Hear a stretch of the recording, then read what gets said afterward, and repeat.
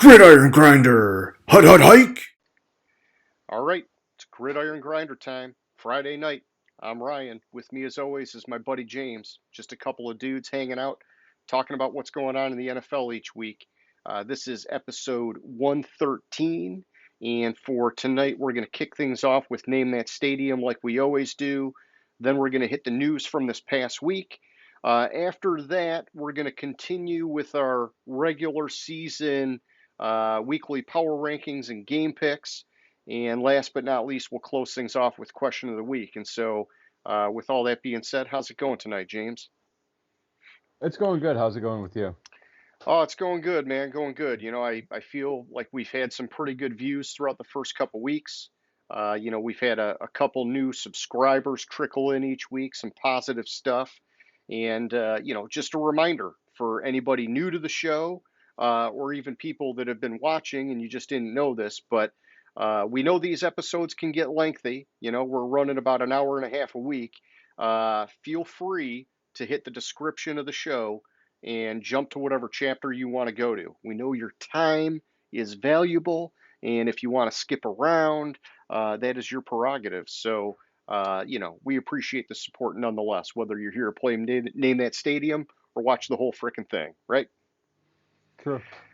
Okay, so why don't we jump over and let's do Name That Stadium, James. And so, for anybody who's out there watching, this is the part of the show where, as you can see, James is out there traveling the country. Every week, he's got a different stadium in his background. Uh, Typically, during the regular season, like we are now, that'll be the stadium for a home team that's got a game this weekend. The way the game works is simple. If you think you know where James is at, hit us up in our comments section. First person to get the answer right gets a shout out next week's show. And so, James, why don't you tell us where were you at last week, man? All right. Last week I was in Baltimore. It's M&T Bank Stadium. I just had this feeling that that game was going to be a little bit of a crazy game, which it ended up being. But Tua had like what 4 touchdowns in the fourth quarter and 6 touchdowns in the game, and came back to win. Which it wasn't the craziest game of the week, but I thought it was a good shot at being a good game. Had I've had high hopes for the Dolphins this year, even though I kind of have been saying I'm out on Tua. I just kind of see him play week one. I had high hopes, and see him play week two. I I I just we'll get to it in a minute, but I way accelerated where I think they are. Oh, definitely. Yeah, they've impressed, and that was a great game. And we knew Tua was the wild card for that team. And I think, he's showing the progression. And I think that they've got perfect harmony with Mike McDaniel as his coach and the way that that system sets up quarterbacks for success. But yeah, we can talk more about that in a little bit. And so, yeah, for anybody who's watching, hit us up, man. Play Name That Stadium. And so, James, let's move it on over, man. We'll do our recap of the past week. And so, I thought we would just start kind of like we did last week and just do sort of like a recap of some of the surprises from the games in week two. And, I think to me, one of the big surprises is Indianapolis, man, losing again. And not just losing in horrible fashion, getting shut out against Jacksonville. These are two teams that are supposed to be in like opposite tiers on the power rankings level. And I know Hmm. Pittman Jr. was out, that was a factor.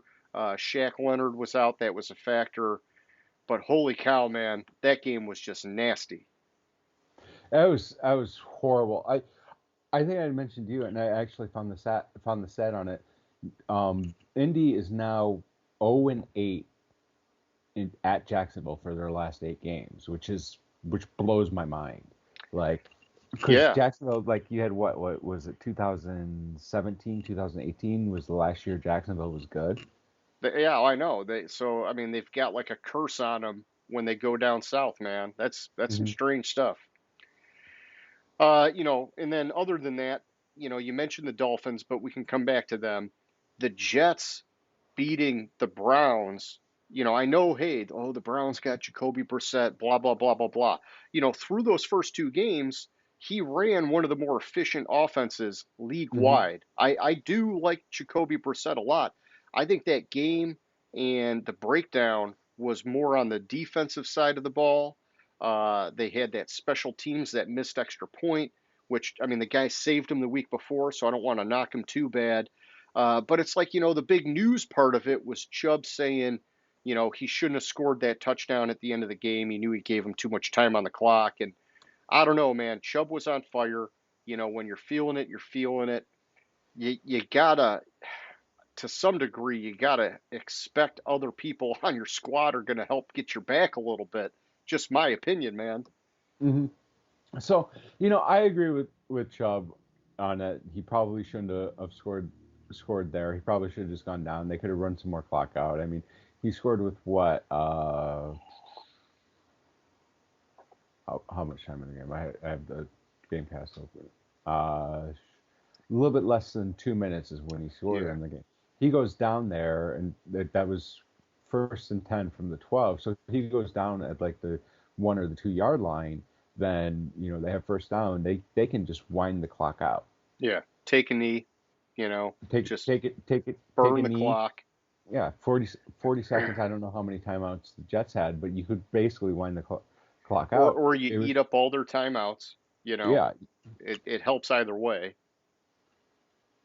So the Jets took timeout number 3 at 2:15. So they had no timeouts left anyways. Yeah. And so I mean it was just an incredible freaking Joe Flacco back from the dead, uh, making the most out of that opportunity, man. Yeah, I think I told you this week the stat I heard, and I was wrong with what I told you.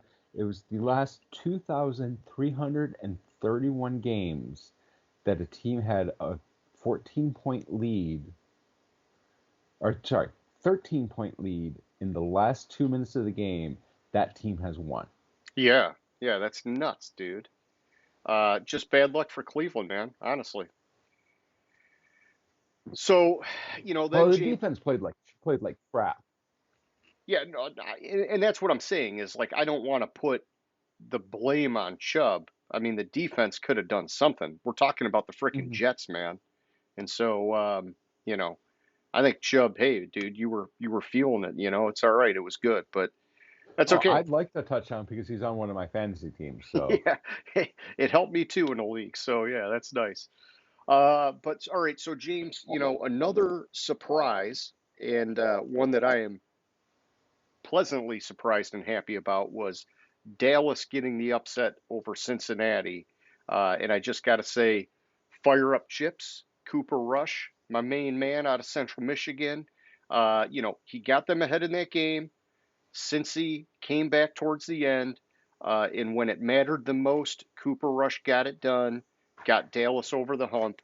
I like him, dude. I like him as a passer. He's nothing flashy, and I don't know if he'll ever develop into a starting level, starting caliber guy in the NFL. But I can see him being a very good backup for a long time in this league. And So I'm obviously biased, but I do like the way he throws the ball, and I like his composure. yeah, and he's set to going into this week. He could become the second undrafted quarterback for Dallas to start out 3-0 in his first 3 starts. The other one was Jason Garrett. But the thing that annoys me about that game is I overrode my model on that game. My model said Dallas was going to win the game. Yeah.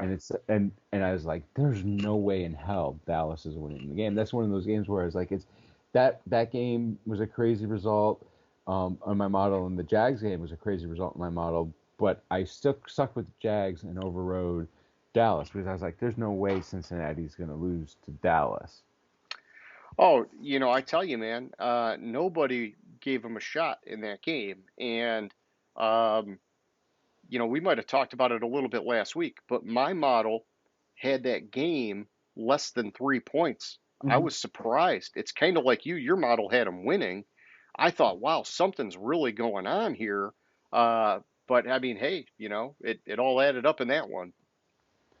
Yeah, so that's kind of why mm, I had my model had the final score at 19-18. I mean, Okay. it had the exact total points scored in the game correct. It was just a little bit slightly different. on the final score. But I mean, I that one kind of surprised me that my model was that on. Gotcha. And so then, yeah, hey, we talked about the Dolphins, man. Did you want to expand on that while we're here? I what was I get? I don't know. Like the Dolphins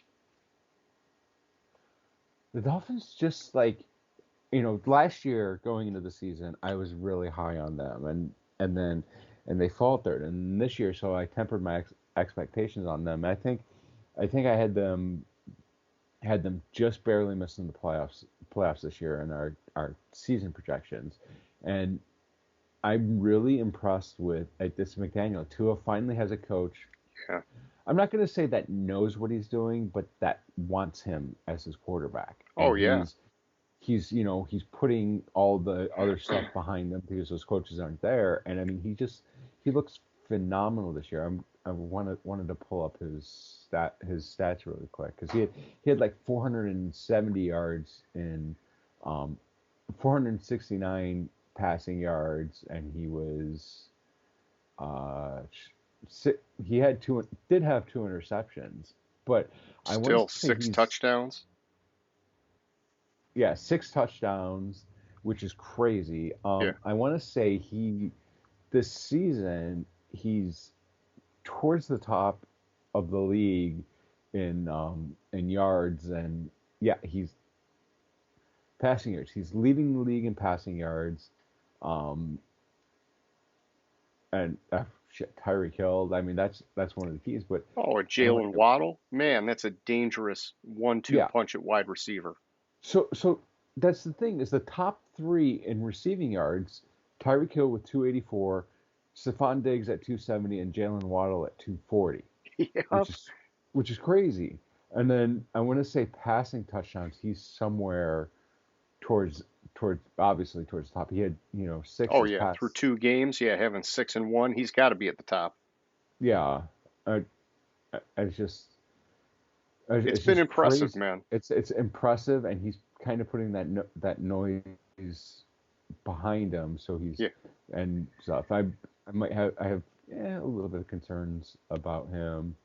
Um, this not him, but about Miami going The this week, team, which we'll go into a little bit when we do our game picks. But sure. it's just I'm just impressed. Like this is who I thought he was, Oh yeah. Yeah, I and think we were all hoping it, but we were all starting to believe, oh, the bust label is starting to kind of push through. And you know, I'm it's never just one thing. It's not like, oh, this is all McDaniel. It's a combination of him putting in the work and getting better, and then getting the right coach to bring out the best in him. And I think he's got some really good harmony there that's really making it as good as it can be for right now. And it's been impressive through 2 weeks, man. well, I didn't realize he only had one touchdown in that shellacking of the Patriots. So he has seven touchdowns. He's tied with two people that you would expect. One person you would say, "What the fuck?" It's Carson Wentz, Patrick Mahomes, Josh Allen, and Tua Tagovailoa tied with the most touchdowns at seven, and then right behind them, the second most touchdowns, which is tied for fifth, is Goff, again is Goff, yes, Lamar Jackson, and Justin Herbert with six. It's like, yeah, are you kidding? And then behind that, behind that, the third most touchdowns is Joe Flacco. I know. Well, it's a small sample size right now, but I will say this about the Lions because you mentioned Goff. That team, dude, they are they are all offense, and that Mm-hmm. is it. I'm loving Rodrigo on defense. And, Hutchinson, I've seen the good, bad, the ugly, everything in between, whatever. But, um, the offense has been clicking through 2 weeks, which is a start. That's like, okay, the rebuild, at least in that regard, has gotten traction. Mm-hmm. Now we got to get some focus on the defense to complement them, and this baby could be going somewhere. All right, so enough of the games, James. Let's move on to some of the news, and I'll start with the big piece everybody's been talking about. I do want to save some of this for question of the week, but Trey Lance, serious ankle injury in last week's win early in the game. He's already had surgery to fix the broken bone as well as the ligament that was damaged in the injury. But the end result is that he is out for the season. And good thing they locked in Jimmy G. He'll take over for him, playoff caliber team. You know, Jimmy G's been good in the regular season when he's healthy. I think it's fine for them. But let's just kind of like put a lid on it for now, and let's come back to it for question of the week if you're cool with that. Yeah, I'm cool with that. I was not not the way I thought, but all I have to say to you is I was right, and we'll get back You into were it. right But I've about been when to saying pull him. no, not about when to pull him, not the way I thought it would happen, but I Yeah, was saying throughout training camp that once that Trey Lance probably was only going to start maximum of 3 games. By week 4, Jimmy G would be the starter. And I didn't think it was going to be because of an injury, but I was right. That's all I have to say. Oracle James. Okay, take credit for it. Of course, I don't know if you want to take credit for somebody getting hurt, but I got you. Yeah. But let's talk about some of the other big names out there and some of the injury stuff going on. And this is not like an exhaustive list here, but you've got Shaq Leonard for the Colts. He was a question mark in week 1, a question mark in week 2. But like I think most people thought he was going to play in week 2, and then as it came down to it, no. Started off the week here as a question mark for this week, looking like he was going to play this week. I just saw earlier, looks like he's now ruled out for this Mhm. weekend. That's a big loss for Indy, and I don't know why his stuff keeps lingering, but it's frustrating. And another guy kind of in a similar boat, but it looks like he's finally ready to hit the field, is George Kittle. And so that's going to help the 49ers. Same kind of thing, like questionable, a little bit fuzzy of the details of how injured was he to start the year. Everything I kept hearing was, yeah, he's got a shot to play. And then week 2, it's like, yeah, he's going to play. And week 2 came and he didn't play. And now it's like, oh, and now they're saying, well, yeah, now he's really going to play. And I'm like, damn it, man, is it really going to happen or not? Like, I keep getting like this mixed message, and I don't know if it's just my sources or what, but it's like, that's another big part of that offense, and um, helps that team big time if he's on the field. So, I just want straight answers. Yeah. Is he in or is he out? So I haven't. I've heard he's definitely playing this week. This is the first week where I've heard that strong that he's playing. Going into week 1 and 2, all I was reading was, well, it's iffy. He may play, but it's unlikely for week 1 and Gotcha. week 2, which was all I was reading. So I wasn't seeing your sources that were saying that, oh, he may play. It was more likely not playing from what I Okay. saw. Yeah, your guys were saying he's probably out. Hmm. Mine were saying, well, there's a chance. It's like, okay, well, it's like everybody and their mom being labeled as questionable, and like Hmm. 99% of them still play. Okay, well, there's always a chance unless he's Well, ruled out. like I said a couple weeks ago, like you get a hangnail in the NFL, and you have to go on the injury Yeah, that's report. true. Yeah, they got some weird things going on nowadays. What All right. that 1 week Dak was on the injury report before he got injured, but he was on the injury report going into the season because his cleats weren't feeling right on his ankle, so they limited him in practice. But so he was listed as limited because of his cleats, Yeah, basically. yeah, you were wearing the wrong shoes. So, Yeah. um, yeah, you don't want to trip. Uh, but so Oh another yeah, big, and what's his face? McCaffrey was on the injury list because uh, yeah, he got a he cut on cut his his shin. leg. Yeah, Yeah. I mean it's a dangerous game here, James. But yeah. Oh, and I mean, geez, the guy from uh, Buffalo that took that hit and he's out of the hospital. Am I getting the right Yeah. guy? Oh my gosh, man. Um, Yeah. I know who you're talking about. I can't. I'm drawing a blank on his name though. yeah, but I'm just happy he's okay. Um, you know, looked like the dude was going to be paralyzed. I mean, that was a crazy hit, Yeah. um, but yeah, the last big name I got here with some injury questions is Justin Herbert. At the end of that Kansas City game, he took that hit. He's got some like broken rib cartilage, is what I've been hearing. Uh, Which I didn't know you could break cartilage, but yeah, there was I like a thought you tore picture. cartilage, rip cartilage. I didn't know you could break it.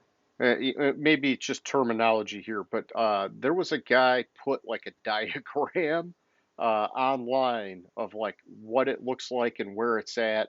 And it looks like, yeah, I mean, anytime you like breathe and your rib cage is going to move or you're going to turn, it looks like it's going to be pretty effing painful. And we saw that at the end of the Hmm. game, which was still like just incredible, man. He like threaded that needle on that touchdown. Um, I mean, he kept him in that game, and but that drastically alters their season depending on how he handles that injury, obviously. And I keep hearing day to day, same kind of thing, fuzzy. He's probably going to play thing, but I don't know. It sounded fairly serious, and it'd be great if he could find a way to power through and be effective. See, my concern is there's so much optimistic talk coming from the Chargers that makes me concerned that he's going to miss time. I mean, James, with them sitting at 1-1, with all the prospects in the world, I mean, we had them as like our top dark horse Super Bowl team. You know, do you just say, listen, let's just sit you for a week and just see how you're doing? Because it's like if we rush it now, it could aggravate it and make it a lingering thing that just like slowly derails the year, where it's almost like if you just potentially throw a game now because you got to bench him, then maybe next week he's that much better and can still save the season because you're only 3 games in. So, and that's the thing. This might be I mean, I'm not a not doctor. not just not really meaning to disparage Jacksonville, but this might be the right game to do it because it is the Jaguars. It's a home game. Jaguars. This might be the right game to do it, but I just don't know. Yeah. Yeah, I mean, Jacksonville's been playing pretty strong so far. Um, but it's more about, is that week of rest going to get him back and have him be more effective for the remainder of the year? Or do you run the risk of this being an injury that he's got to carry through the year because you didn't give him time to heal? Hmm. So I don't know. It's some scary stuff because damn, and the Chargers historically have had like, been snake bitten with injury issues. So it's a bummer, but fingers crossed. And so moving on here, James. Other news I saw, we got some suspensions. Mike Evans, 1 game suspension, fighting in that New Orleans game. Bobby Hart, the offensive lineman for Buffalo, suspended 1 game for unsportsmanlike conduct. And linebacker Willie Gay from the Kansas City Chiefs, he's got a 4 game suspension for violating the NFL's personal conduct policy. Um, Not good. I mean, the two that are 1 game, you know, okay, it's a game. It still sucks, especially for Tampa Bay. They need receivers, and now their top guy's out. Kansas City, Willie Gay, four And I games. That's don't a want lot, to hear man. the I don't want to hear the bullshit that's been circulating that Evans was suspended because Runyon, the guy that suspended him, John Runyon, his son plays for the Packers. That's bullshit. Yeah, what does that Um, have to do with anything? he got in a fight. He threw a punch. He should be suspended at a minimum. I thought he got off light with a 1 game suspension for throwing a punch. But Yeah, and he did try to appeal it. It got denied. I kind of thought, could they even turn that appeal around that quickly? And they did. So that was fine. But yeah, they stuck to their guns, and good for them. Yeah. But yeah, the Willie Gay thing, man, 4 games, that's like a quarter of the season, basically. That's a tough one to swallow. They do have some other linebackers have been playing well for them, and so maybe not the end of the world, especially with how good their offenses looked. But it's tough, man. It's tough. And then along that same line, but not a player related, more coming from a fan indiscretion. I don't have all the details here, James, but I saw something about a fan striking Kyler Murray in the face. What have you heard about that, man?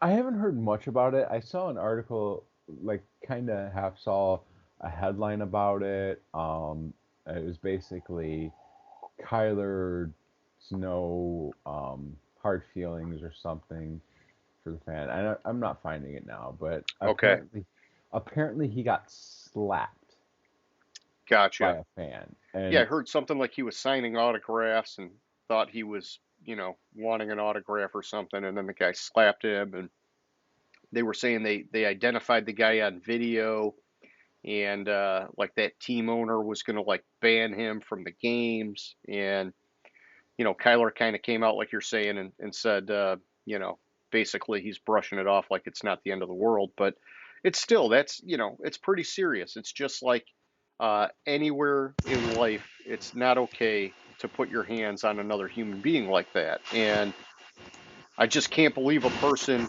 would, this is a football game, dude. It's not. Hmm. We're not on a battlefield, you know. Yeah, it's just okay. So apparently, there's stuff where it's actually not very conclusive whether the guy actually slapped him. Okay. Um, but Hey, can you uh, give me a mic check? I'm getting some interference. check, check. Still getting interference? Yeah, but let's see if it rides itself out here. How about now? Nah, I'm still getting something. Yeah, I got a new headset, so my Okay. other one Well, we'll was give it a pretty minute. weird. We'll keep going. If it keeps going, we'll give it a pause for technical difficulties. But yeah, go ahead, man. So yeah, so uh, I don't know. I'm not seeing much on it. Like Okay. it's just like, oh yeah, he was slapped. Big deal. Kyler All doesn't right. Well, Kyler hey, Kyler doesn't give two shits, so yeah, why should we? then maybe it wasn't so bad, and that's fine. We'll all move on with life. It'll be good. And so then, James, the last thing I got is I saw JPP is signing with the Ravens. He's joining them on a 1 year, $5.5 million deal. I think it's good for them. It's good for him. I think he was waiting to see if Tampa Bay would bring him back. It didn't happen. He's getting to sign on with another championship caliber team. Um, and I think they need him. I mean, we just saw their defense get totally annihilated last week by the Dolphins. And even if it takes them a few weeks to get up to speed, it's going to help them. And so I like that signing, man. What do you think? I like it. I think they need help, so I'm all for it. All right. Well, hey, that's all I had for the news, man. You got anything to add?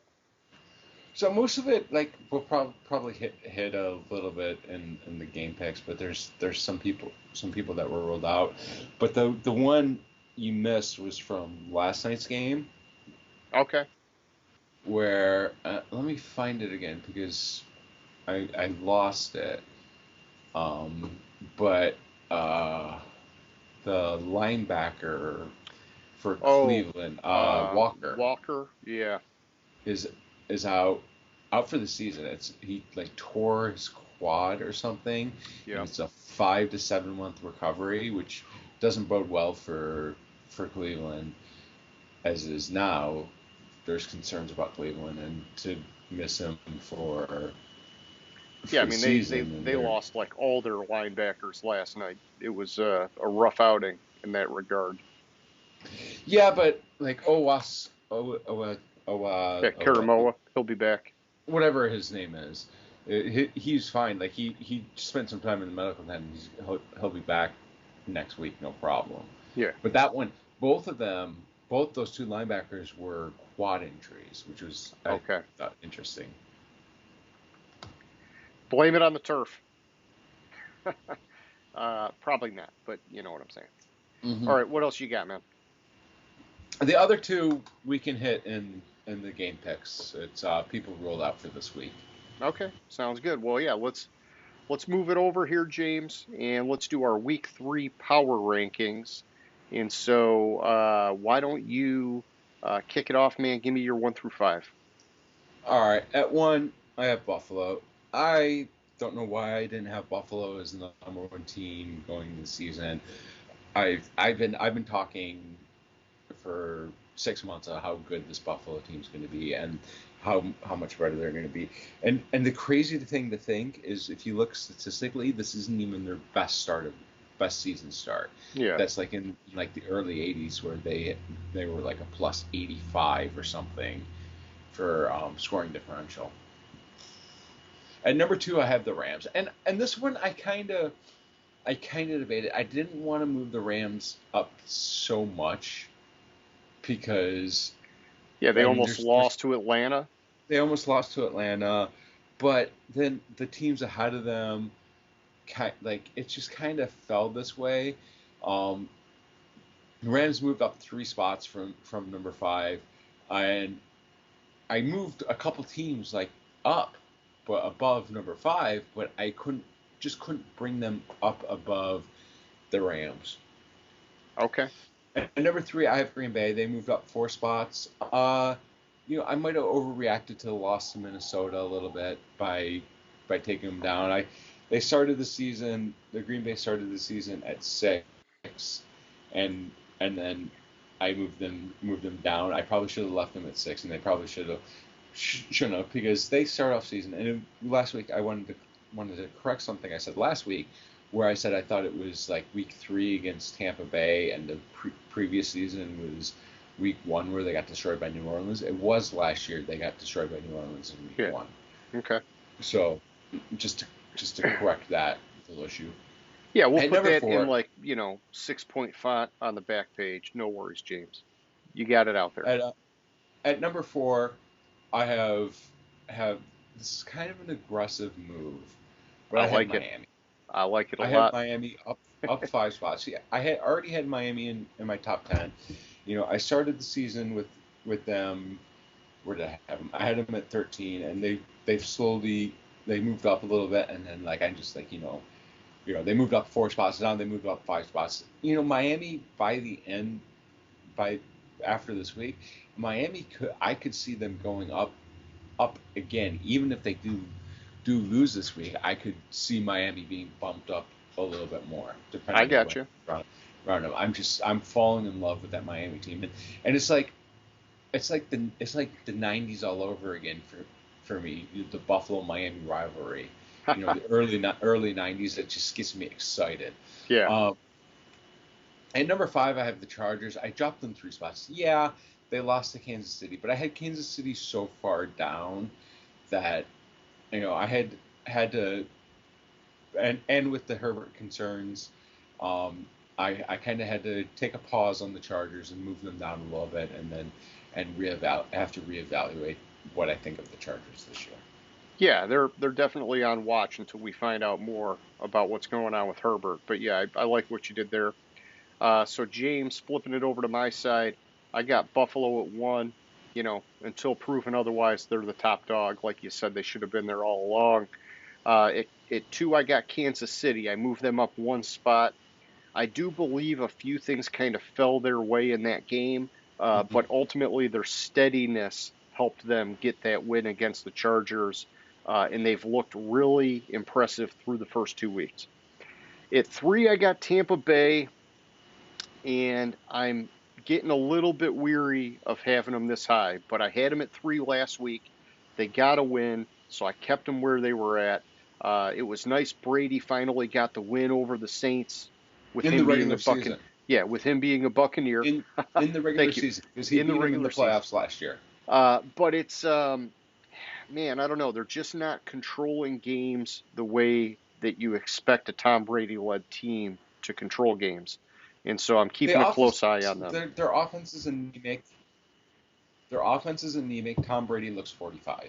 It is starting to look a little bit rough. And now anything can happen. It's a small sample size. But like I said, they're on watch. At 4, I got the Chargers. I moved them down 2 spots, James. I thought they played better than Kansas City, but those Hmm. couple of mishaps, especially that one pick six, it just shifted the favor into Kansas City's That favor. speaking of that pick six, pick six was 100% on on Staley, 100% on Staley. Okay. If you go back and watch the play before, Everett had that long play, and he was asking him out, and Staley wanted him to Yeah. Oh, you're run absolutely right. That's yeah, run a yeah. quick play, He and then was Everett gassed, man. Yeah. he was gassed. He couldn't do anything, and it was a quick throw to Everett that was the pick six, and Everett's just like, and then if you watch after the play, like Everett just like kind of laid down on the field after the ball was intercepted. Like, I'm not running after him. Yeah. No, I'm glad you mentioned that because yeah, like when you look at the stat sheet, you say, "Oh, Herbert threw a pick," or whatever. Or if you watch the game, you're like, "Oh, Everett didn't fight for that ball or whatever." But it's like, it's you got to know that to understand how it happened. Is Hmm. that there were factors that led to it, and it ended up like you're saying. That was really a coaching mishap, but it dramatically shifted the momentum of that game. Hmm. Okay, and so then at 5, James, I've got the Rams. I had them at 5 last week. I didn't want to move them, even though they got that win over Atlanta. Atlanta did make it an interesting game, and I feel like the Rams are in disarray right now, and all the talent is there. I mean, this is still a Super Bowl talent-wise kind of team, but they're just not playing like it yet. And so, you know, they get their butts into gear. I'll gladly move them up, but that's where I got them for now. Back to you, man. And 6 for 10. and Yeah. with the Rams, if you look at stat for stats, he has 4 touchdowns, 5 interceptions, which is terrible. Oh yeah. All right, at 6, I have Baltimore. I dropped them 3 spots for losing to Miami, and it's kind of like I couldn't put leave Baltimore ahead of the Chargers. I didn't want to kill the Chargers too much because of the fact that they did, like you said, outplay Kansas City. So I left. Baltimore dropped 3 spots. Tampa Bay, I moved them up 4 spots. I kind of hit that. I don't.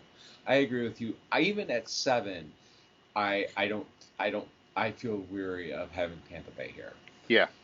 8, I have Kansas City. I moved them up 8 spots. The Kansas City, I think I came in too down on them for losing Tyreek Hill Yeah. into the season, and I'm trying to readjust it. And I couldn't move them all the way up. I couldn't like it's I 8 feels really aggressive for a move 1 week. I Nine, got I you. have 9. I have Cincinnati. I dropped them down 5 spots. I almost dropped them down more. I have so many concerns about what's going on in Kansas City. You thought, and it looked like going into the season that they shored up that offensive line. Herbert's been sacked 13 times this season through 2 Yeah. games, which is like the most since like 19 in the last like 40 years for to start the first 2 games of the season. Yeah, and so now, James, correct me if I'm wrong, but I thought in week 1, some of the highlights I saw, there was just enough there to have me wonder, is Herbert holding the ball too long, waiting for the deep play to open up? But I heard in week 2 they were trying to get a lot of shorter passing plays, and they were still getting that much Hmm. pressure on him. That's what I remember. I've seen some of the highlights. I haven't seen all of it. I've had some family things that I had to do Oh, each don't give Sunday. me your BS, James. Come on. You watch it in your sleep. All right. Finish it. And Finish up your top 10 here. at 10, I have Tennessee. I really wanted to kill Tennessee. they didn't show up against Buffalo, but then again, it is Buffalo, and so I've killed them either way, but yeah. I didn't move Tennessee. I gave them a week reprieve to stay in the top 10 because they did lose to my best team on the board. That was very generous of you. I've got a long ways to go before I will bring them up because they're that far down on my board. But I do hope the best for them. So at 6, James, I've got the Dolphins. I moved them up one spot from last week. I thought that win was spectacular. I guess a little part of me is wondering, 6 is high. 6 is very high for a team that's, only 2 games into the season. Will their road get harder as teams start to get more tape on Tua in this Mike McDaniel offense? Mm-hmm. I think it could happen. I'm just not sure when. And so I'm happy with them, though, right now, and I'm glad to put them there. At 7, James, I got aggressive. I bumped the Eagles up a couple spots. Their first half against Minnesota was freaking electric, man. I mean, they had that game in the bag by halftime. And I tell you every week now, I love Philly. Top 5 offensive line, top 5 defensive line. Hurts is playing great. A.J. Brown helped that offense out tremendously. They're a team to be reckoned with this year, man. At 8, I've got the Packers. I moved them up 3 spots. Like you mentioned, yeah, week 1 was nasty, but you kind of take it with a grain of salt. They did bounce back. Even though it was against a powder puff opponent in Chicago, that could have been what they needed to get right. And so I'm fine keeping them in my top 10. This week will give me a better gauge on where they're going from here. At 9, I got Baltimore. I moved them down 1 spot. And, James, when I went into that game looking at that matchup, I thought it might be Baltimore's offensive line that lets them down. Turned out it wasn't the case. The offense was actually pretty solid. I think they've got some other running issues they got to work out with some injuries and things like that, but the offensive line did okay. It was the defense that let that team down. And so, not normal for a John Harbaugh team to have that poor defensive play. But at 10, James, I've got the Bengals. I moved them down 4 spots. And it's tough, man. At 0-2, I feel like they shouldn't even be in the top 10 right now because they're playing that bad. But they are a Super Bowl team, and so I'm just trying hard to not panic. Probably a little bit of what you're doing with Tennessee, I'm doing with Cincinnati. I didn't hesitate to pull the plug on Tennessee, but it's like with Cincinnati, I'm like, okay, man, I'll give you one more week, and then it's like we're really going to have a problem here. All right, back to you at 11. All right, at 11, I have New Orleans. I dropped them down 5 spots. Yeah, they lost to Tampa Bay, which I had, I'm just not liking what I'm seeing out of New Orleans, and it's just something's not.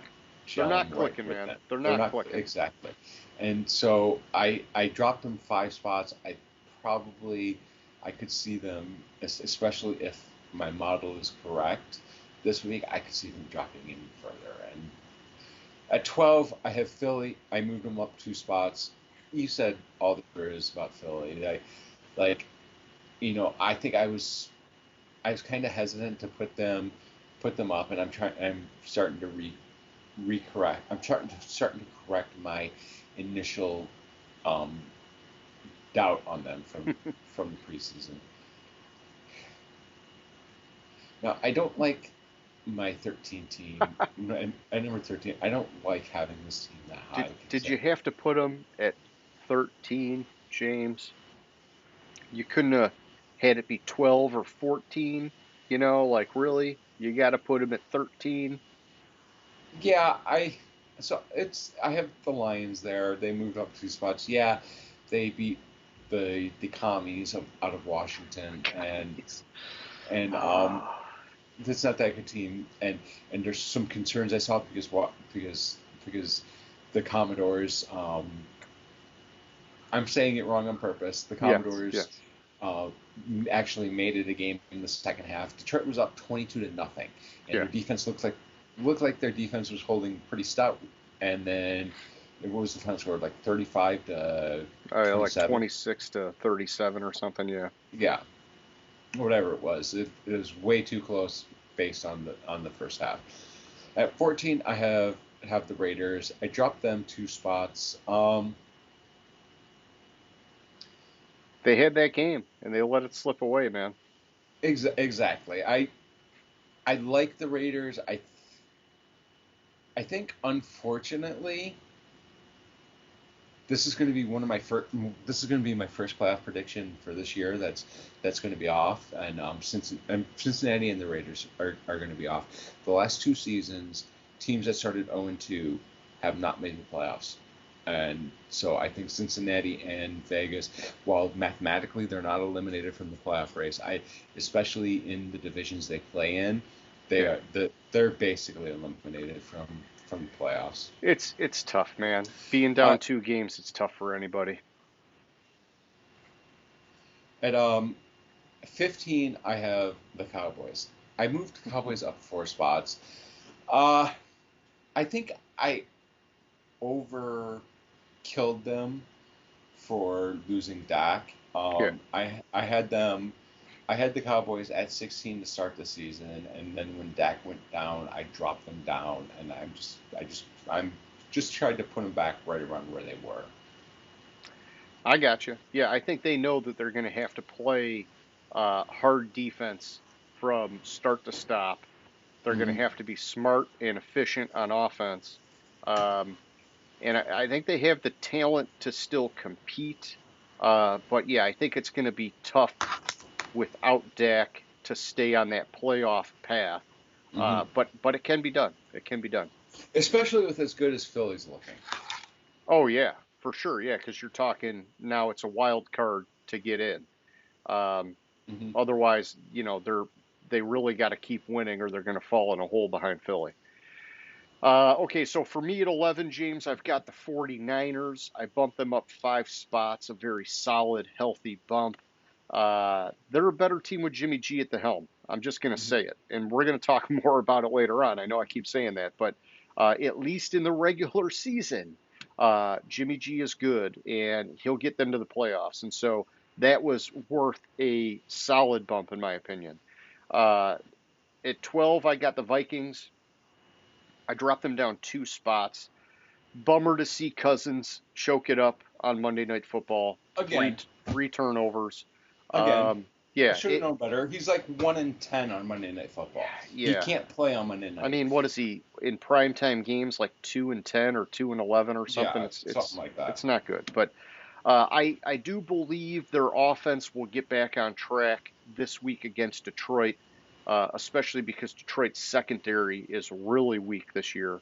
But their defense, man, that's the question for Minnesota is, are we going to get week 1 defense or week 2 defense? Because they were night and day. And we know that overall their offense is going to be good. They, for whatever reason, Cousins just can't handle the bright lights. But I think their defense is, go ahead. Part of the reason their defense could have faltered was because didn't Dalvin Cook have like something like 17 yards rushing in the entire game? Oh yeah, I mean that it puts pressure on the defense if that's what you're getting at. Yeah, exactly. I gotcha. Okay, and so then at 13, I got Cleveland. I dropped them down 1 spot. James, I think anybody could have crushed them after losing to the Jets, but to me, I just believe that ending was a little bit of a fluke. I still like this squad, and I feel good that they got the win last night. I tell you what, if they didn't win last night, I probably would have had to crush them on my board. But they did good, so I'm glad I only moved them down 1 spot. I 100% agree with you on that one being a fluke. Okay, thank you. And then at 14, I got the Saints. I kept them where they were at because it was a hard-fought game against Tampa Bay, who I've got as a top 5 squad. And so I didn't want to crush the Saints. They have a very talented roster, but like we talked about, they're not clicking. And they're not clicking on both sides of the ball. Offensively, they're struggling. Defensively, they're struggling. They have all the pieces. They just got to figure it out. Something's missing. And then at 15, James, I've got the Cardinals. I move them up 3 spots. Like him or not, Kyler Murray, he's clutch, man. He showed he can take over games. He can put this team on his back. And he worked some freaking magic getting that win over the Raiders, dude. I 100% agree with you. I moved Arizona up 4 spots to put them at 16, and it's the same logic in my mind. At 17, I have Cleveland. I didn't move Cleveland because of the fact that I thought the game was a fluke, and so I left them there. Nice. 18, I had Minnesota. Yeah, they lost, but it's an expected loss to Philadelphia on Monday Night Football with Kirk Cousins at quarterback. I should have known that going in, and it's one game where I wish I would have overrode my model, but I didn't. At 19, I have Jacksonville. I moved Jacksonville up 5 spots. That was a huge win, and when I got to it, I had Jacksonville and Indy fairly close on the board, so I put Jacksonville above Indy, who I have at 20, which I had Indy in the top 10 last week, and I dropped them 12 spots. And the weirdest thing is that's not even the worst, the highest drop I had this week. Your power rankings are kind of like the stock market, James. They are very chaotic right now. Mm-hmm. Okay, yeah, hey, Indy, I don't blame you for doing that. I've got Indy at 16, and so it's a good segue over. I dropped them 1 spot, trying my hardest not to panic, but they're making it really, really difficult. It's 17. I've got the Cowboys.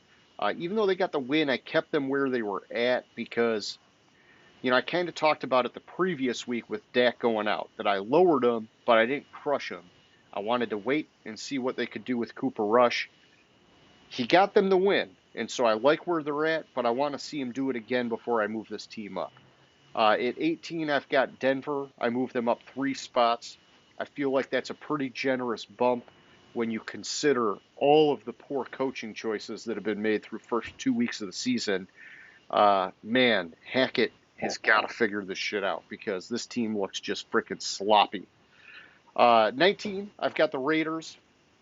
We talked about it. They had the game. They let it slip away. I feel a little better that I was questioning Josh McDaniels all offseason.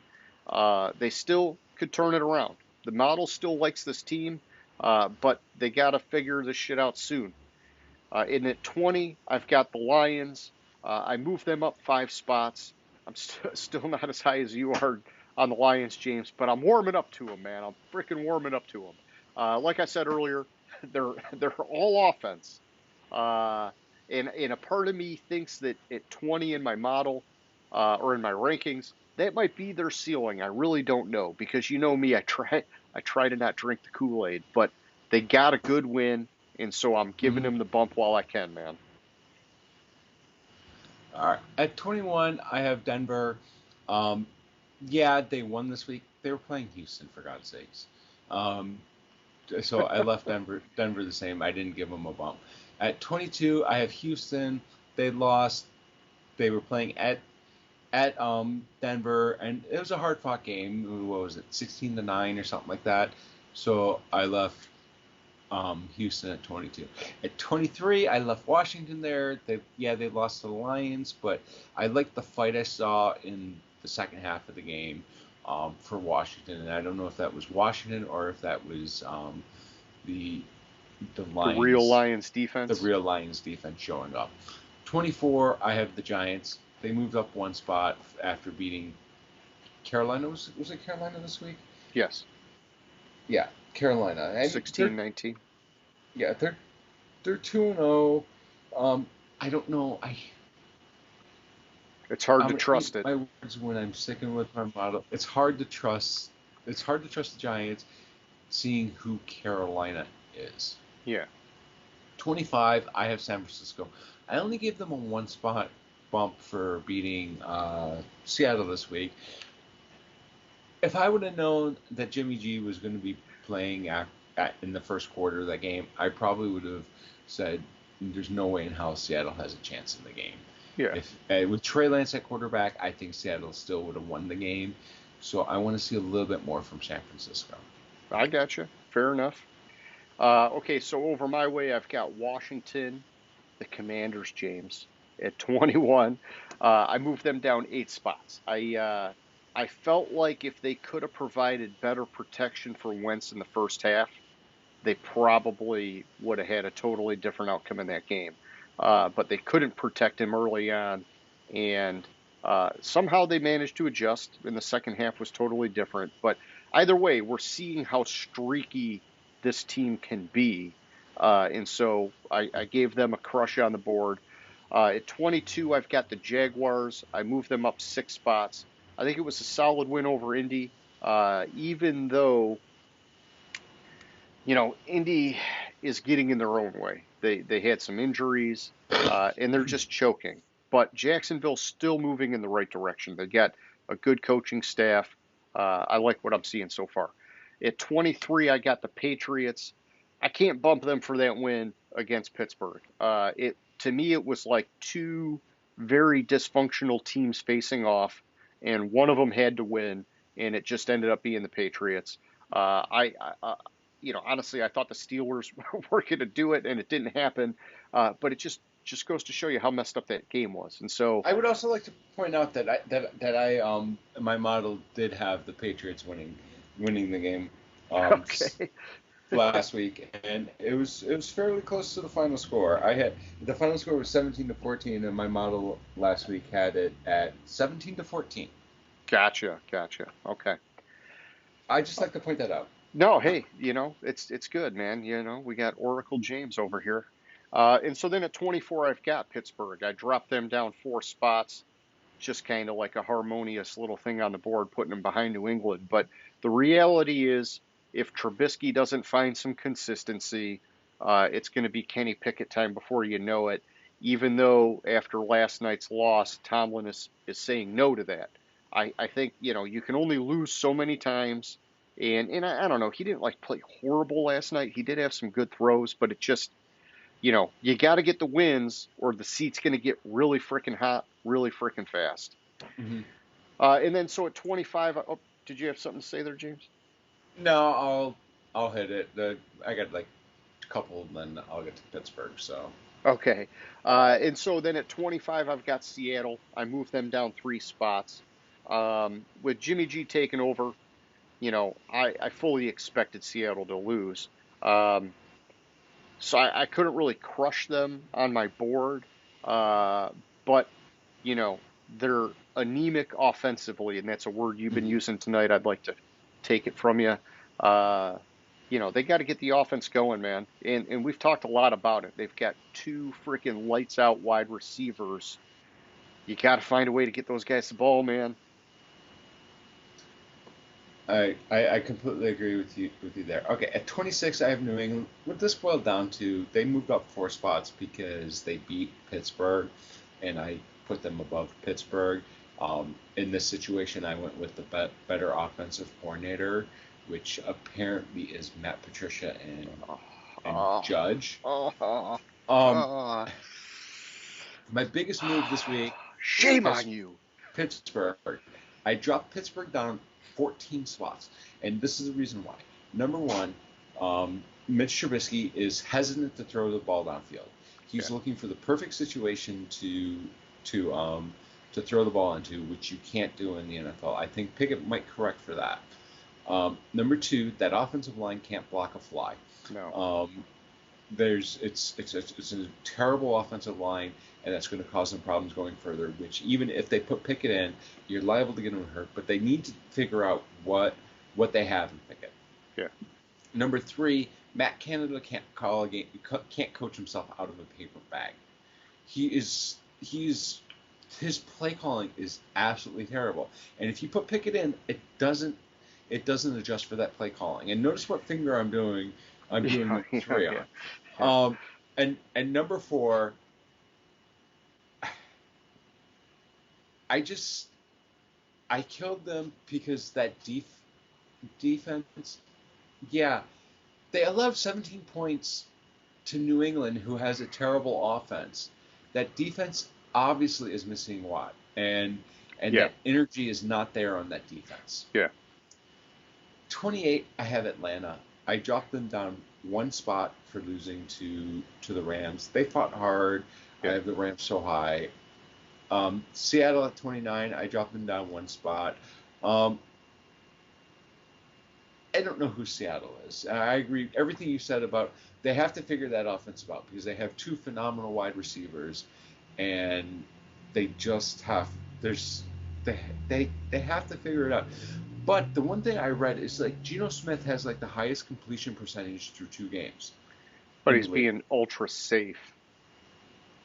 I know, but he's still not turning the ball over, which is Geno Smith. You get the running game going, you start getting the ball to those receivers. Maybe you take a chance here or there, and you're good. He's just building his confidence up. 30, I have Carolina. I dropped them down one spot, and you could say if you notice in my top 30, I haven't mentioned the New York Jets who beat the Cleveland Browns, which was a Yeah. fluke. But Carolina dropped them down one spot. I'll be surprised if Matt Rule makes it through week 5 at the rate it's going. Oh man, you think they'll do the mid-season change, huh? Yeah, and they also need to start. Who's the guy they drafted? It's not Willis. It's Oh, Matt Corral, isn't he out for the Matt year? Corral. Is he? I think he's out for the year, man. I missed that. Yeah, he got hurt in the preseason. They're reliant on Mayfield and Darnold at this point, and Darnold could be back in a week or two. I think he can be back week 5. I want to say they put him on IR.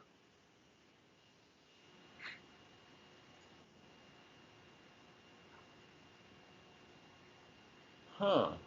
I'm pretty darn sure he's out for the year.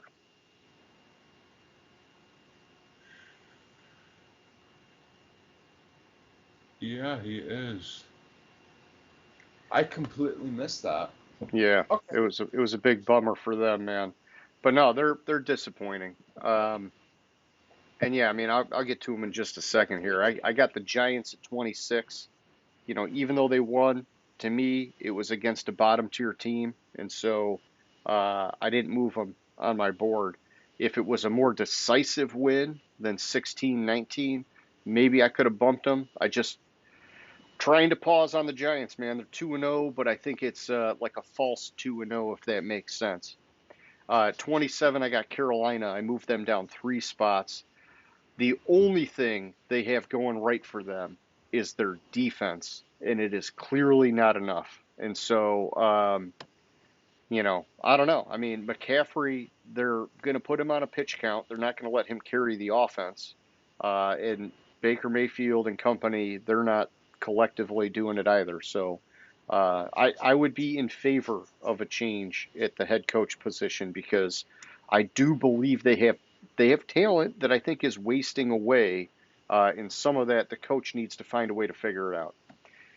At 28, James, this is where I've got the Tennessee Titans, man. And I only moved them down one spot from last week, by the way. I just, I was telling you going into the year, the model had them really low in terms of their talent level. Hmm. And that was even with a healthy rating for Mike Vrabel as the head coach. Looking at them through 2 weeks, I feel like they should have fucking traded for Jimmy G because Tannehill is not like the Tannehill we saw for a couple years. Um, and Derrick Henry, whether he's a little slow to go over that injury or the offensive line is just that much worse, or they don't have a complementary offense, so everybody's just going to load up on him. Whatever it is, he's not able to put the team on his back like he has in the past. And Hmm. so this team is like really, really struggling. And I just can't find a reason to hang on to hope right now. I need to see them come out and just crush a team and then have me be like, okay, the magic is still there. But like right now, I feel like they're lost, man. And so then at 29, I got the Jets. I moved them up 3 spots. Like I said, man, who the frick would have thought Flacco was going to pull that shit off? I didn't. But I do like what's going on with the Jets overall. I think their defensive line is getting better. I think they have some pieces on offense. By the way, I like Tyler Conklin. He's been playing great right now. Central Michigan tight end. Who, yeah. But, it's the Jets. So they're out of the dumpster fire, but not by much. At 30, I've got the Texans, James. I moved them down by 1 spot. I do believe they're better than this spot on my power rankings, but they got to prove it by getting some wins. And last week, it just was not a good showing. So give me your dumpster fire, man. All right, so 31, I have the Jets. They moved up 1 spot because they won. I think it was more of a fluke, and I really think Chicago's worse than them. Yeah, they're 1-1, big fucking whoop. Yeah. They played in a monsoon and beat San Francisco with probably one of the worst quarterbacks to be drafted in the top 5 ever, and that's including Ryan Leaf. And Chicago, that team's just in disarray, and they have no defense. The offense looks lost, so I have them at 32. I gotcha. Yeah, and so for me, I've got Atlanta at 31. I didn't move them from where they were last week. I will say this. They are showing signs of life, especially on offense. But they got to win to get out of the dumpster fire. I will gladly do it. They've given me some glimmers of hope, but they got to get the win. But at 32, yeah, I'm with you, James. I got Chicago down there. I moved them down 2 spots from where they were last week. The 1-1 thing doesn't matter. I've watched so much of their tape through 2 weeks. To me, they are clearly the worst team that I've seen, and it's like not even close, man. I mean, they are just that frickin' bad. They just got frickin' lucky in week 1. That's all it was, man. Okay, so those are the power rankings.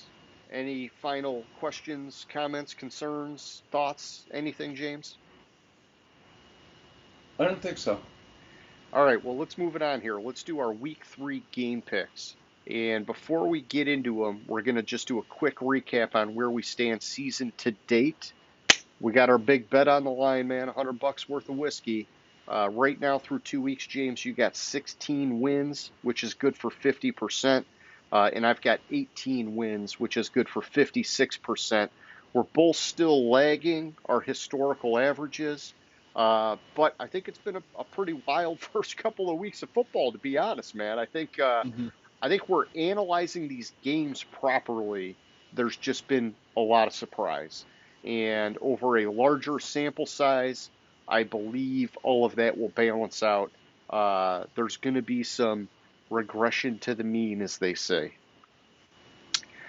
So, with all that being said, we had our Thursday night game last night with Pittsburgh and Cleveland. We talked about it at the end of last week's show. You took Pittsburgh, James. I took Cleveland. Or I think at the end of the show, we both had Cleveland and you switched it. Okay.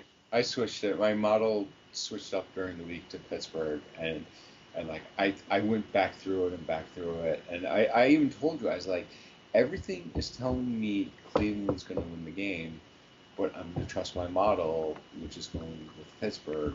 Yeah. And this week, 100% of my picks are based on my model, because I think my model last week would have been 13-3.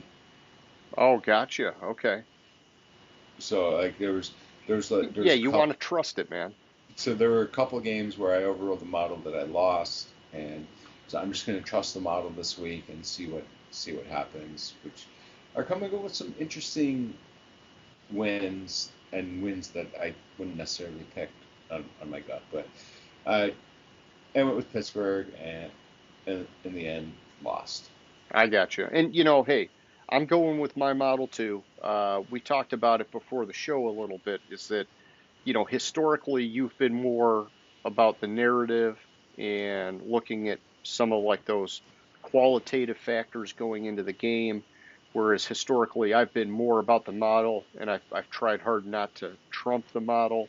Um, and I think for this year we're both kind of seeing it's like, hey, you got to give it a few more weeks, and you can keep tweaking the model. But like to me, it's like really at the end of week 4, I think that's where I'm going to have to start saying, okay, I like X amount of the model, but in any given week, I'm going to have to let narrative override because the it's not perfect. It's not going to catch everything, and it's definitely never going to be able to predict injuries or any kind of shit like that. So it's just one piece of the equation, I guess you could say. Okay, so let's move it over to Sunday, James. And the first game I'm showing on our schedule here, we've got the Saints at the Panthers. Who do you like there and why, my friend?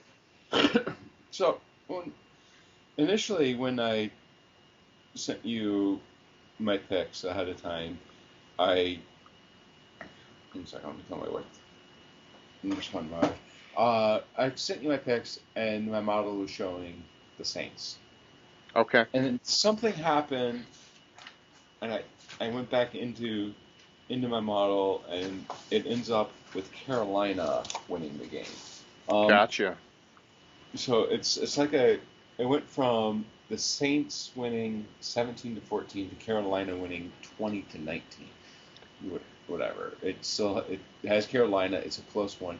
But when you look at the stats, Winston, he's 4-6 against Carolina in his career, including last year's loss to Carolina, where Winston had 111 total passing yards and 2 interceptions and no touchdowns. Gotcha. Well, So I can see why the model switched to Carolina, taking in those factors. Yeah, no, I gotcha. I'm going the other way in this one. I'm taking New Orleans. So when I analyze this matchup, I'm showing the New Orleans offense and defense should both be at an advantage. But that's tricky because, like we've talked about, they're not clicking on either side of the ball. And so, with it being a divisional matchup, I can see, especially if McCaffrey shows up, where Carolina could upset. But I'm sticking with the model with New Orleans to win, which I'll say, by the way, James, I've got 7 games with a 3-point or less spread this week. This is one of them. I've got it at 2.21 points in New Orleans' favor, which is close, man. Anything can happen, really. So you said I just do rounding, so. Yeah, see, so well, you got to keep in mind a lot of mine is based on player ratings, offensive ratings, defensive rating, coaching ratings, kind of like in a massive formula coming together. And so I'm not spitting out like a final score. I'm just kind of spitting out sort of like the spread, if that makes sense. So I got you. next up, James, we've got the Houston Texans at the Chicago Bears. Who do you like there, man? So this is one of the ones where I will put this as a caveat. I could see Houston easily winning this game. Yeah. And if I was going on narrative, going on feel, I would pick Houston. But I'm trusting my model, which tells me that Chicago is 11 points better than Houston right now. Damn, your model's got that big of a spread here. I like that, man. Whew. So, which I couldn't figure out where they came up with 11, but I'm going with the Bears. Okay, yeah, and hey, I'm going with the Bears as well. Coincidentally, in my model, this game also has a 2.21 spread, just like the New Orleans game did, but it has it in Chicago's favor. I see it when I go through my heat map. I mean, they're trading colors. It's a very evenly matched group of bottom feeder teams. And so this will not be an exciting game to watch, most likely. And I personally believe Houston is actually better overall. But I think the home field advantage helps Chicago, and it helps that, um, Fields, he's mobile quarterback, whatever else you want to say. I don't see a real advantage in this game other than the home field advantage, and so that's what swung it over to Chicago for me. Mm-hmm. All right, so next up, James, we've got the Kansas City Chiefs at the Indianapolis Colts. So this is like the third closest spread that I have in any game in my model this year, something like that. I'm not going to go through and actually count Sure. them. I have a lot of 11-point margins in my model, which I found weird. But I have it Kansas City winning. The Colts are in disarray. The Colts are in trouble. It's where it stands now. Jacksonville or Houston could win this division. Yeah. Which is weird as fuck to me. But I'm on the Chiefs. I got you. Yeah, and so, I've got Kansas City in this one. I'm coming up with a little over an 8-point spread here in their favor. My one hesitation with this game is whether or not this could be sort of a trap game with Kansas City looking ahead to Tampa Bay next week. Mm-hmm. It's going to be on the road at Tampa Bay, a 2-0 team, maybe 3-0 after this week, hard to say. I could just see Kansas City maybe taking Indy lightly by looking ahead. But Indy's faltering in a major way this season, and Kansas City kind of has things falling in their favor. I think for Indy, they got to get their run game going. If they can't, they're going to be in trouble. And realistically, when I look at my heat map, KC is like even or better in most categories, and so I'm going with the Chiefs here. Mm-hmm. Makes sense. Oh yeah, and I mean shit, Indy's got to prove it at this point, man. You can't play this bad and then just like the model throw you a bone. It doesn't work that way. Yeah. So the next game we have is Buffalo at Miami, and I could see on narrative, on feel, I could easily see Miami winning this game. My model has Buffalo winning by 11. The 11's the most common spread, if I haven't said that, and so Sure. I'm trusting my model. Buffalo's been playing lights out. Miami, I have to see a little bit more. Yeah, see this one, man, this one's interesting for me because the model has it as a 4-point spread going into Buffalo's favor. And so I'm taking Buffalo in this game. But I was pretty, I think, impressed to see Miami be that close in the model.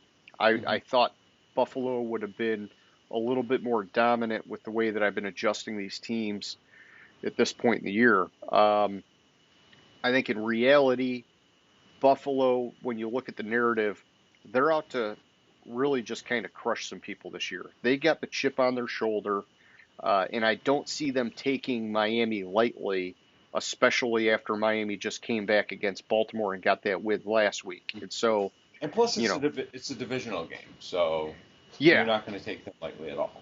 No, and that's a good point.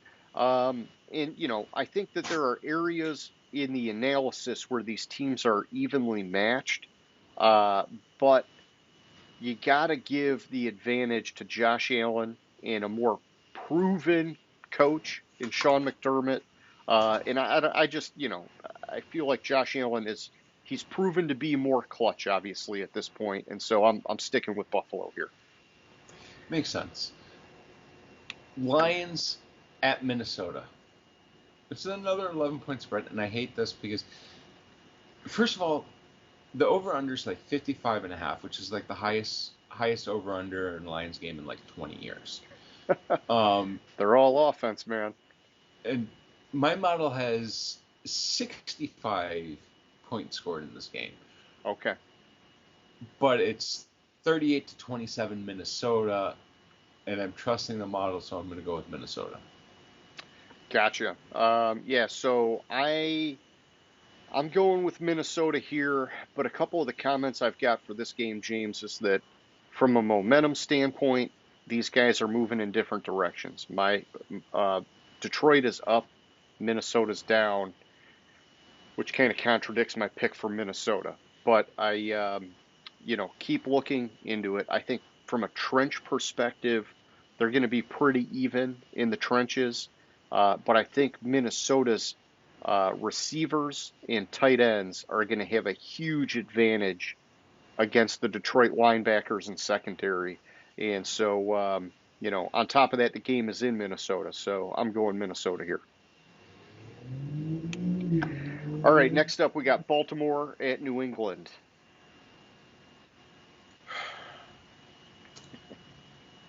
With that devastating loss to Miami, I could see Baltimore. Baltimore could easily Put 100 on the Patriots? not recover in this game. Oh, not recover. Shit. You think it's going to mess up their psyche? And lose to the Patriots. My model, based on narrative, I would pick the Patriots 100% in this game. My model giving me Baltimore, and Baltimore bouncing back from that loss, which is possible, but I could see it easily going either way. So, and trusting the model, I'm going to go with Baltimore. Okay. Well, I'm with you. I'm going Baltimore as well. But I do like what you were saying, and I'll give you this. My model is only showing it being 1.5 points in the favor of Baltimore. And so I could see this being a little bit more of a surprising matchup than people think. I'd never put anything past Belichick in terms of showing up when you don't expect it or whatever. But, on paper, I think there's some things that are closer than people would expect. I think New England's running game should be better than Baltimore's if you kind of take Lamar and his running out of the equation, because he's not been running as much this year, and he didn't really run as much last year either. But the only reason I can see this model or this game being so close in the model is because it's being played at New England and they're getting some of that home field advantage built into it. To me, I would think Baltimore's coming in pissed and just wants to put a hurt on somebody. But either way, I'm taking the Ravens. I'm with you. Mm-hmm. So then we have Cincinnati at the Jets, and I would think that my model would have a wider margin of victory by Cincinnati on this game, but it has Cincinnati winning by less than a touchdown. And look, the Jets, Cincinnati's defense has got to play better than Cleveland's defense last week. That's all I'm going to say. Cincinnati's going to win the game. All right, man. So this is where it gets a little bit wild for me, man. I am actually going to take the Jets in this game, James. And so I think I put Cincinnati on our sheet, didn't I? You did. Let me just look at this real quick. Man. Oh, this is brutal. This is brutal. Forget it. I'm gonna stick with the model. So let's just switch this. I'm going with the Jets here, James. As crazy as that sounds, I believe the Jets upset Cincinnati last year. And what I'm going to say is that if this was in a neutral stadium and we're looking at it purely on paper, Cincinnati should be better. They've just way underperformed so far this year. Mm-hmm. When I dig into the analysis, the home field advantage obviously helps the Jets. But I see both of these defensive lines having an advantage at the opposing offensive line, which is going to put pressure on the quarterback. And, despite all that, I'm just going to say it's close. The model has, it's got the freaking Jets winning by 1.6 points. And so I'm going to go with the Jets, as crazy as that shit fucking sounds, man. Okay. Wow. All right. Next game is the Raiders at the Titans. And my model has Tennessee winning, Um, but you dig into it a little bit, and Tannehill is 4-0 against the Raiders. On top of that, Vrabel is 3-0 outright as a home underdog. Okay. And I can see why my model is picking Tennessee, which is who I'm going to go with. I have it as a 5-point game. Gotcha. Yeah, I've got this one almost as a frickin' dead heat. I've got this one really, really close. But what I'm going to say is that it's in Tennessee. I think Tennessee, narrative-wise, is a little bit more desperate to get the win, if that makes sense. Mm-hmm. When I look at my heat map, man, these guys are even. They're trading shots back and forth. Um, I think that talent-wise, the Raiders have better prospects this year. They're just not showing it on the field, and I don't think they're going to get it in Tennessee this week. And that's the thing I forgot. Renfro is out Okay. with a concussion. There's Renfro's out with a concussion. Denzel Perriman's out with an ankle injury. Josh Jacobs might not even go. He's not traveling with the team. He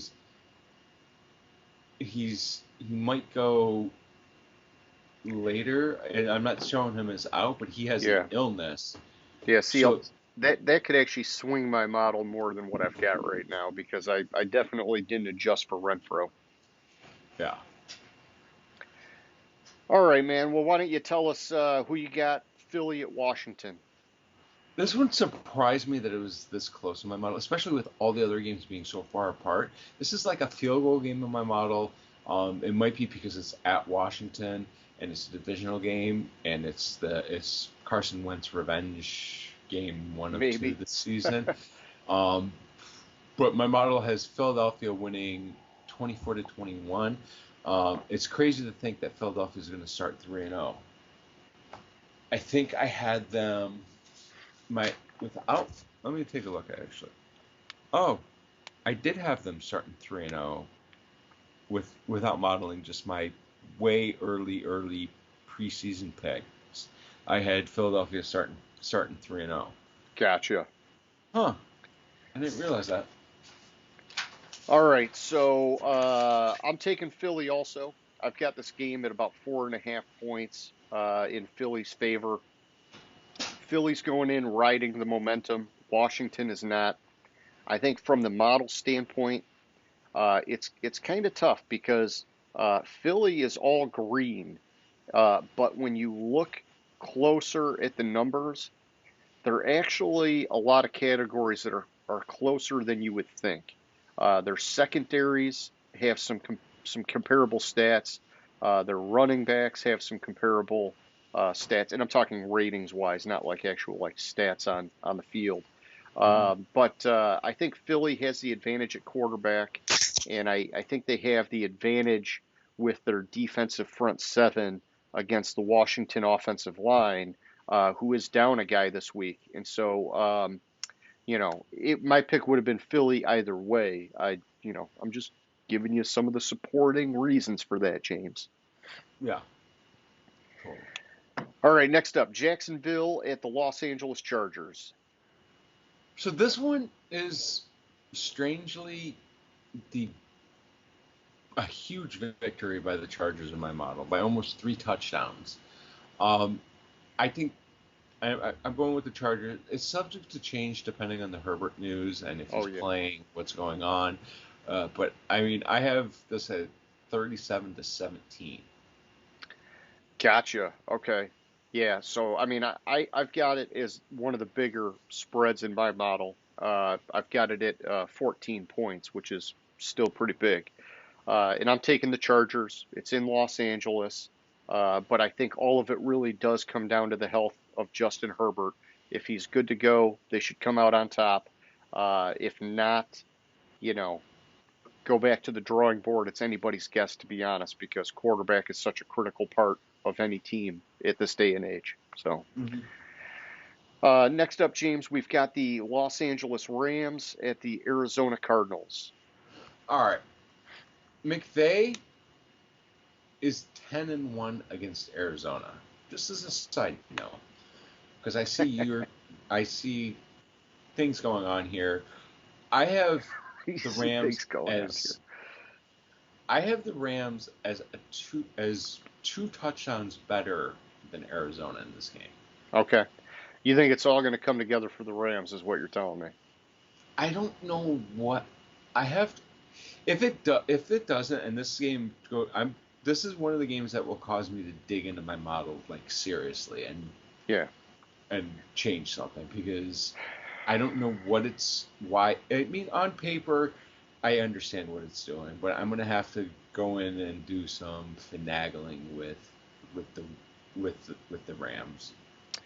No, I got you, man, and I'll be honest, I was a little surprised that the model has Arizona is the winner in this one for me. That's my pick. Uh, I'm not trumping the model yet. That's why I took the Jets earlier. That's why I'm taking Arizona here. Uh, I've got them as a 3-point favor, and I think some of that's the home field advantage. Some of that I've probably made adjustments to account for Los Angeles faltering to start the season. And I'll tell you this, James, my model does have a clutch quarterback factor, and Kyler Murray gets that. Stafford obviously does not. And so that's probably part of where the model's giving him the edge here as well. Um, I think the one thing you got to watch out for, the Rams should be able to put pressure on Kyler Murray with that pass rush. But Kyler Murray, he's a natural scrambler, and so I'm not sure that it's going to be the end of the world for him. He runs around quite a bit as it is. But then, analysis wise, the Cardinals secondary is a lot better than people give him credit for. And I think that that could help slow down the Rams offense because this is just my opinion. They've been a little bit one-sided with Cooper Kupp. They've not been spreading the ball around nearly as much as they should. And Stafford's been a turnover machine. And so I'm okay going Arizona here, even though, on the surface it seems as a bit of a shock. Mm-hmm. All right, next up, James, we've got the Falcons at the Seahawks. So this one, I have the Seahawks winning. This is kind of a high scoring game too. One of the things that concerns me about it is I think I read under Arthur Smith, the Falcons are 5-0 outright as an underdog of less than 4 points. Okay. Or something like that. And that concerns me. I have this at 31-21. Seattle. I'm going to go with the model. I might have reading about the game and on feel. I might have gone the other way, but I'm going to stick with the model here. Gotcha. Okay. Yeah, and so my model's picking Seattle, and that's my pick. I think it helps that they're playing this game at home. Otherwise, I think Atlanta has the more capable offense. Um, I would say Seattle, you could argue, has coaching in their favor, but some of that I think Arthur Smith has just not been put in a great position to succeed. They've not really given him a very serviceable roster, just my opinion. But I think a lot of this comes down to the home field advantage. I've actually got it as a 4-point spread going to Seattle. Next is Green Bay at Tampa Bay. And The old fogies at quarterback, James. the old fogies at quarterback, and I don't like how my model turned out on this because on feel and on paper, I would say Green Bay, especially the way Tampa Bay has been playing this year, like their offense looking anemic, as I keep saying. But I have Tampa Bay as almost two touchdowns better than Green Bay, and that's even accounting for Lazard being back. I'm accounting for Evans' suspension. I'm accounting for assuming Bakhtiari's not playing. I've heard he might, but and I still have Tampa Bay winning 31-19. I think it's 31's a little high for how Yeah, Tampa what Bay's you've been, seen to date. what I've Yeah. seen from Tampa Bay, but then again, I haven't seen much good out of the Green Bay defense either. Okay. So yeah, I'm taking Tampa Bay here. I think you know, on paper it's exciting. You got Aaron Rodgers and Tom Brady, but neither of these guys are playing like they're in prime form, and so this game is about a lot more than them. Looking at the analysis, I think Green Bay has a major advantage in the running game, but it could be slowed down by the Tampa Bay front seven, which is like Hmm. really highly rated in my model, man. Um, Alternatively, I think or I guess maybe similarly but differently, I think the Green Bay, their front seven, especially their pass rush, I think they're going to get pressure on Brady, which has always been his Achilles heel. And so I can see this game going either way. It just the model put the favor in Tampa Bay, and so I'm sticking with them for this one.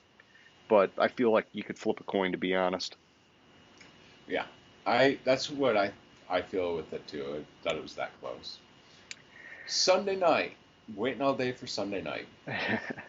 You have San Francisco 49ers at the Denver Broncos. And if Trey Lance was playing in this game, I could I could see my model having it differently because I don't see Trey Lance as being. I've been saying it. I don't think he's ready. Okay. Jimmy G playing this game. Jimmy G does. I mean, he did nothing but take them to a Super Bowl, take them to an NFC Championship game, and they want to cast him aside. This is the Jimmy G fuck you tour He wants to season. get paid, right, James? Right. But here's the other thing about it. Um, Fuck it. I'm gonna wait till I'm gonna wait a little bit longer before I say that. Sure. I have San Francisco in my model winning 20-16. So I'm gonna stick with them. All right, so we got some action. I'm taking Denver here. I've got them winning by 3. I even with Jimmy G, I like Russell Wilson as a quarterback better. Uh, I think it could be sort of discounted when you look at how much better the San Francisco pass rush is. Hmm. But Russell Wilson's also still a mobile quarterback, even at this stage of his career. He can still move around pretty good outside the pocket. Um, you know, it's tough because the Denver coaching staff is horrible, and so I would not be surprised if San Francisco wins. But my model's saying Denver by 3, and so I'm going to stand by it, man. Okay. Okay, last game for this week, we've got the Dallas Cowboys at the New York Giants. Daniel Jones is 1-3 against Dallas in his career. It's weird that this is what his 4th year, and he's only played 4 games against Dallas. This is I just find that a little weird. Um, Look, Cooper Rush Oh yeah. wins his 3rd start, starts his career at 3-0 as a starter, 27-16 Dallas. Yeah, I mean, hey, I like what you're saying. I'm going Dallas here. I have it not like a crazy tight game. I got Dallas by just under 4 points. But I'm riding that Cooper Rush train, and in all reality, I think the Dallas offensive line is going to do just fine against the New York Giants pass rush. And I think when you look at it the other way, the Dallas pass rush is going to also do fine, but against the New York Giants offensive line. And so that advantage in the trenches, to me, that arrow is clearly in Dallas's favor. The rest of the matchup, I think, is actually kind of even, but that's enough to make it work. And so I'm going Dallas here, man. And so that gets us through our games for this week, assuming, and I don't like assuming, James, because you know what that does. Makes a out of That's out of you and you. you me. You know what I'm saying? Oh, just out of you. Just out of you. Okay, I got you. I see what you did there. But hey, you know, more than likely we're doing this next Friday, which means we're going to miss Thursday's game. So let's get our picks in a little bit early. Next Thursday we got the Dolphins at the Bengals. Who do you like there, man? I just, it's a little bit early for my model to fully give me something. I because of how I set it up, it kind of needs the previous week's information. Okay. Uh, so I kind of start the game looking at how my feel is, and I think Miami is just just slightly better than Cincinnati this year, and so Miami's going to win the game. I gotcha.